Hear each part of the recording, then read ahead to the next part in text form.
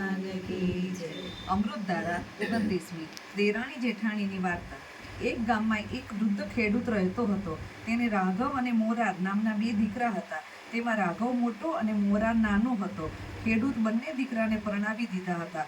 છોકરાઓના મા બાપના સંસ્કાર પડે છે, આડોશ પાડોશના સંસ્કાર પડે છે। ખેડૂત અને તેની પત્ની અભણ પરંતુ સંસ્કારી હતા, તેથી સંતાનો પણ સંસ્કારી બન્યા હતા। જ્યારે તેમની વહુઓ જે દેરાણી જેઠાણી થતી હતી તે ક્યારેક ઝઘડી પડતી હતી। જ્યાં સુધી ઘરમાં પારકી જણીઓ આવી હોતી નથી ત્યાં સુધી ઘરમાં શાંતિ રહે છે, અને જ્યારે પારકું માણસ ઘરમાં આવે છે ત્યારે રોજ ટક ટક ચાલુ થઈ જાય છે।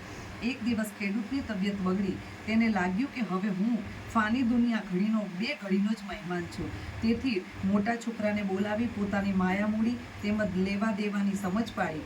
આમ ઘરની બધીએ લગામ તેના હાથમાં સોંપી તેઓ સ્વર્ગવાસી થયા। થોડા દિવસ પછી તે શોકના લીધે ઘરનું વાતાવરણ શાંત રહ્યું, પણ ધીમે ધીમે મોટા છોકરાની વહુનો મિજાજ બગડતો ગયો, કારણ કે તેના પતિના હાથમાં ઘરનો બધો વહીવટ આવ્યો હતો। જાણે બધી મિલકત પોતાની માલિકીની હોય તેમ તે દિયર અને દેરાણી ઉપર હુકમ ચલાવતી હતી।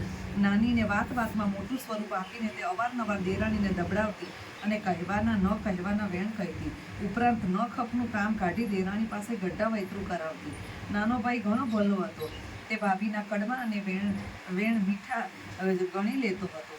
તેની પત્ની પણ ખરાબ ન દેખાય તે માટે જેઠાણી કહે તે પ્રમાણે સાંભળી લેતી હતી। કદી પણ તેનું વચન ઉત્થાપન કરતી ન હતી। આ ઘરનું વૈતરું દેરાણી ફૂટતી હતી તો પણ તે સુખે રોટલો આપે નહીં। જમવા ટાણે તે જેઠાણીની જીભ કાતરની માફક ચાલવા લાગતી તો પણ તે કંઈ જવાબ આપતી નહોતી। તે સમજતી હતી કે જેઠાણી સવાલ જવાબ કરવા જઈશ તો ઘરનું વાતાવરણ વધુ બગડશે, તેથી સમજીને તે મૂંગી રહેતી હતી। બાપની બધી મિલકતનો વહીવટ મોટા ભાઈના હાથમાં હતો અને નાના ભાઈએ તેના પર વિશ્વાસ હતો। તે સમજતો હતો કે જ્યારે ને ત્યારે મને અડધો ભાગ તો મળવાનો જ છે। આમ ને આમ સમય પસાર થવા લાગ્યો। નાનો ભાઈ ઝંઝાળી ગયો હતો, તેનો વસ્તાર વધતો ગયો, તેમ તેમ તેની ભાભીની કચવાટ વધતો ગયો। જાણે બધું જ પોતાનું વળી જતું હોય તેમ તે બબડાટ કરવા લાગતો। સંતાનમાં તેને એક જ છોકરી હતી, જ્યારે દેરાણીને તો 2 છોકરા અને 2 છોકરી હતી। અત્યાર સુધી બંને ભાઈઓમાં એવો સંપ હતો કે લોકો તેમના વખાણ કરતા હતા, પરંતુ દિવસે દિવસે મોટાભાઈની વહુએ બળાપો કરવા માંડ્યો, એટલે મોટાભાઈનું મન ઊંચું થતું ગયું। પત્નીએ તેના ઘરમાં અને તેના મનમાં એવું વિષ રેડવા લાગ્યું કે ધીમે ધીમે નાના ભાઈ પ્રત્યે તેની લાગણી ઓછી થતી ગઈ। સંપત્તિ જ સંસાર શોભે છે, સંપત્તિ જ કુટુંબમાં શાંતિ રહે છે, સંપત્તિ જ કુટુંબને ઇજ્જત જળવાઈ રહે છે, પરંતુ કુશપ પેદા થાય છે એટલે ઘરનો મોભો તૂટી જાય છે। ભલા નાના ભાઈના મનમાં એવું કાંઈ ન હતું તો બધું સહન કરી લેતો, અને તે કદી પણ તે વેણ ઉચ્ચારતો નહીં। ભાઈ ભાભીને ખોટું લાગશે। જેઠાણી હવે તો જબરી બનતી ગઈ। દિયર દેરાણી પાસે ઘરના મોટા ભાગનું કામ કરાવી તેમના છોકરાઓ પાસે પણ વેઠ કરાવતી, કારણ કે ઘરનું રાજ જ તેના હાથમાં હતું। એક વેળા મોટા ભાઈની છોકરી અને નાના ભાઈના છોકરા વચ્ચે નજીવી બાબતમાં તકરાર થઈ। તેમાં છોકરીનું ઉપરણું લઈ જેઠાણી તેના પતિને એવું આડું અવળું સમજાવ્યું કે સાંજે તેણે નાના ભાઈને બોલાવીને ઘરમાંથી જુદા કરવાનો પ્રયાસ કર્યો। નાના ભાઈએ મોટા ભાઈને ઘણો જ સમજાવ્યો કે ભાઈ, ભેગા છીએ તો બાપની આબરૂ રહેવાની છે, છૂટા પડી જઈશું તો નાત જાતમાંથી આપણું નાક કપાઈ જશે। ભાઈ, 2 હાથ વગર તાળી પડતી નથી, 5 આંગળી વડે પહોંચો પર રળિયામણો લાગે છે, સંપ ત્યાં જ જંપ છે। છતાં આપને ન ગમતું હોય તો અમે જુદા રહીએ। મારા ભાગમાં જે કાંઈ આવતું હોય તે મને આપો, એટલે પાછળથી આપણને કંઈ કચવાટ રહે નહીં। બાપા પાસે શું હતું કે નહીં તેની મને કંઈ જ ખબર નથી। શરૂઆતથી જ તમે તેમાં રસ લેતા આવ્યા છો ને બધું સંભાળી લીધું છે, તો તમે જે આપશો તે લઈને હું રસ્તે પડી જઈશ।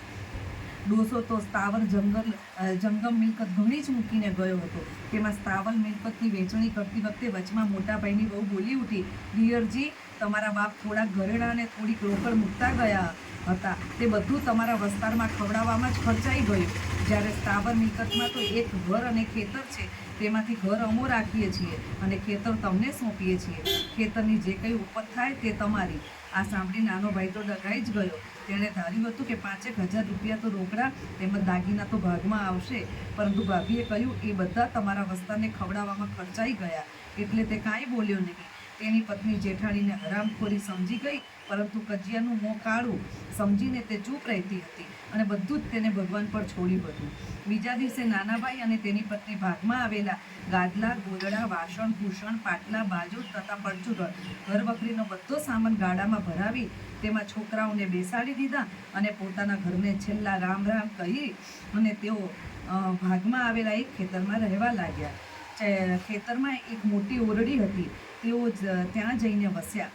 નાનાભાઈએ જિંદગીમાં ખેડ કરેલી નહીં, તેથી તેને શરૂઆતમાં બહુ જ તકલીફ પડી. એવામાં તેને તેના પાડોશી ખેતરવાળાઓએ પૂરતો સાથ આપ્યો. તેના પર દયા લાવી તેને બધી જ જાતની મદદ આપવા માંડી. તેથી નાના ભાઈનું અપમાન ચાલવા લાગ્યું. હવે તો તેને ખેડ કરતા આવડી ગઈ હતી. વળી વરસાદ પણ સારો સોના જેવો વરસ્યો હતો, તેથી સારો પાક થવાની આશાએ તેનામાં કંઈક હિંમત આવી અને દર વર્ષે જો આવો મબલક પાક ઉતરે તો થોડા જ વર્ષોમાં પોતે પૈસાદાર થઈ જાય તેવી આશા બંધાઈ. આથી બંને પતિ પત્ની બધું દુઃખ ભૂલીને સુખરૂપ જીવન પસાર કરવા લાગ્યા. એક વર્ષે આસો મહિનામાં અધિક માસ આવ્યો.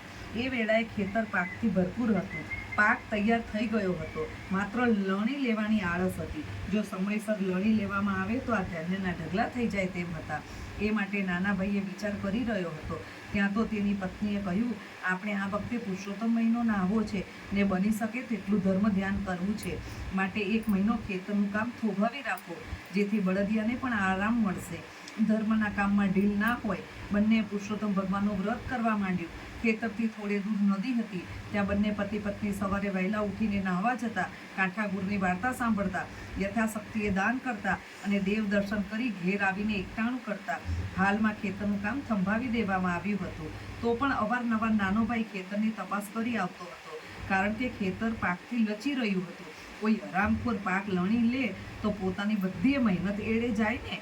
આ કારણથી જ તે રોજ રાતના તે જાગતો ને ચારું બાજુ ખેતરની ચોકી કરતો. હવે પુરુષોત્તમ માસની પૂર્ણાહુતિનો એક જ દિવસ આડો હતો. રાતના નાના ભાઈ ખેતરની આસપાસ ફરતો હતો, ભજન ગાતો હતો અને પાકનું ધ્યાન રાખતો હતો. હવે થોડા જ દિવસમાં પાક લણાઈ જશે ને ખેતરમાં ધાન્યના ઢગલા થશે, એ આશા તે બહુ જ આનંદિત હતો. પરંતુ માનવી ધારે છે શું અને થાય છે શું? ક્યારેક ધારેલું બની જાય છે અને ક્યારેક ધારણા ધૂળમાં ભળી જાય છે. એ રાતના કોઈ રાજાના લશ્કરે આવીને નાના ભાઈના ખેતર આગળ પડાવ નાખ્યો. ઘોડે સવાર સૈનિકોને ઘોડા છૂટા મૂકી દીધા અને ઘોડા નાના ભાઈના ખેતરમાં જવા માંડ્યું. અને ત્યાં નાનો ભાઈ ગભરાઈ ગયો. તેને લાગ્યું હવે માલની મોટી હાનિ થઈ જશે, બધોય પાક ઘોડા સાફ કરી જશે. આથી તે લશ્કરના સેનાપતિ પાસે જઈને 2 હાથ જોડી કરગરી અને કહેવા લાગ્યો, બાપુ, ગરીબનો તો કોઈ વિચાર કરો. વરસ દહાડા કાળી મજૂરી કરી ખેડ કરી છે અને મહેનતના પ્રમાણે પ્રભુ કૃપાએ સારો પાક તૈયાર થયો છે. તેને ઘોડાઓ ખાઈ જશે, આખું ખેતર મેદાન કરી નાખશે. માટે કૃપા કરી તમારા ઘોડાને પાછા વાળી લ્યો. આ સાંભળી સેનાપતિ ઉલટો ગુસ્સે થયો અને બીજા રાજ્યમાં લડાઈ કરી લૂંટ ચલાવી થાકીને પાછો ફર્યો હતો. અને વિજયના ઉન્માદમાં તે એવો અભિમાની બની ગયો કે તેણે નાના ભાઈને કહેવા પર ધ્યાન આપ્યું નહીં. ઉલટું તેને દખલગીરી કરવા બદલ પકડીને એક ઝાડ સાથે મુસ્કુરારેટ બાંધી દીધો. તેણે બહુ કાલાવાલા કર્યા, બહુ કરગર્યો, પણ અહીં તો તેનું સાંભળે તેમ જ કોઈ ન હતું. બીજી બાજુએ ખેતરમાં છૂટા ઘોડાઓએ દોડાદોડ કરીને આખું ખેતરને મેદાન કરી દીધું. ખવાય તેટલું ખાધું અને બાકીનું વગાડ્યું. લશ્કરના સેનાપતિ આ બધું નજરે નિહાળ્યું, પણ તેનો રૂમાડો ફરક્યું નહીં. જ્યારે ઝાડ સાથે બાંધેલા નાના ભાઈનો જીવ તો બધી પાયમાલી જોઈ કળીએ કળીએ કપાઈ ગયો હતો. સવાર પડતા જ પહેલા લશ્કર આગળ રવાના થયું. હજી એ નાનો ભાઈ બંદીવાન હાલતમાં હતો. ખેતરની દુર્દશા તેનાથી જોઈ જતી ન હતી.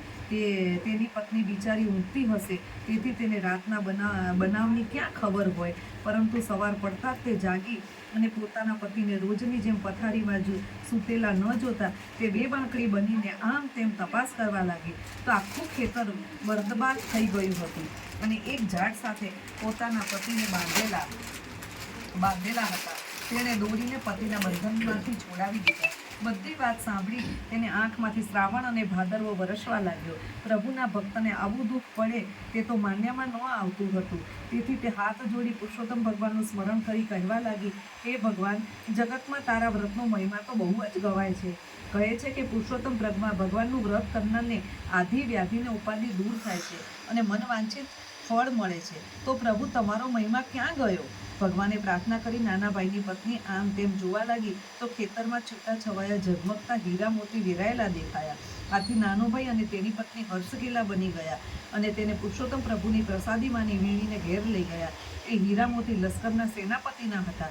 તેના ગળામાં રહેલા હીરા મોતીની કંઠી તૂટી ગઈ હતી. તેને ખબર ન હતી આ અજાણે તેને ખેતરમાં થયેલા નુકસાન કરતાં અધિક બદલો મળી આવ્યો હતો. હવે નાના ભાઈની દશા પલટાઈ ગઈ. હીરા મોતી વેચતા તેને પુષ્કળ પૈસા મળ્યા. તેમાંથી ખેતરો ખરીદી ખેતીવાડી વિકસાવી. તેથી થોડા જ વર્ષોમાં તે સુખી થઈ ગયો અને તેને મોટાભાઈ કરતાં ઘણી જ જાહોજલાલી વધી ગઈ. જ્યારે પુરુષોત્તમ માસ આવે ત્યારે બંને પતિ પત્ની ભાવથી પુરુષોત્તમ માસનો મહિમા નાતા અને પુણ્યદાન કરતા. તેથી અંતે તેમનો વૈકુંઠમાં વાસ થયો. આજ નહીં કરશું કાલ, સમય હાથથી જાય, ધર્મ કાર્યમાં ઢીલ કરે તે પૂરે પસ્તાય. પુરુષોત્તમ માસના વ્રત સુખ શાંતિ આપે છે. બોલો શ્રી પુરુષોત્તમ ભગવાનની